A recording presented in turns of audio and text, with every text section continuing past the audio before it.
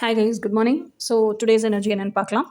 Today's energy வந்து 10 of Pentacles. இந்த 10 of Pentacles அப்படிங்கிறது எனக்கு எதை உணர்த்துது அப்படின்னா, நீங்கள் ஃபஸ்ட்டு எப்படி இருந்தீங்கனோ ரொம்ப ஃபினான்ஷியலுக்காக ஸ்ட்ரகிள் பண்ணியிருக்கீங்க.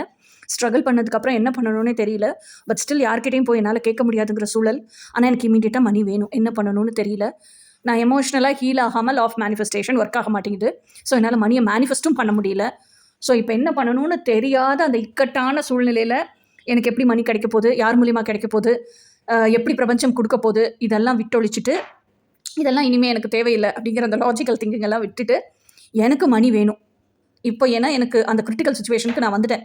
ஸோ இந்த சுச்சுவேஷனில் இந்த பாயிண்ட் ஆஃப் லைஃப்பில் யார்கிட்டையுமே போய் நான் கேட்கவும் முடியல, மேனிஃபெஸ்ட்டும் பண்ண முடியல, வேறு ஆப்ஷனே இல்லைங்கிற சுச்சுவேஷனில் என் லாஜிக்கல் திங்கிங்கையும் நான் விட்டொழிச்சிட்டு பிரபஞ்சத்துக்கிட்ட போய் நிற்கிறேன். நான் எனக்கு மணி வேணும். அப்போ தான் எதை கற்றுக்கிறேன்? Law of divine trust.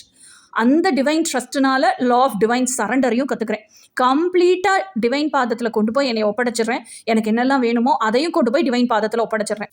So இப்போ எது நடக்குதுன்னா, இந்த டிவைன் சரண்டர், நீங்கள் டிவைன் வந்து உங்களுக்கு எல்லாத்தையும் உங்கள் கைக்கு கொண்டு வந்து கொடுக்குது. So whole universe is கான்ஸ்பைரிங் to give what ever you have asked to it. அப்போ அந்த அபண்டன்ஸ் மைண்ட் செட்டுக்கு வந்துடுங்க. இது திருப்பி திருப்பி நீங்கள் செஞ்சு நிறைய தடவை நடந்து ஆணித்தனமான நம்பிக்கை, அபண்டன்ஸான மைண்ட் செட். இதுதான் 10 of Pentacles.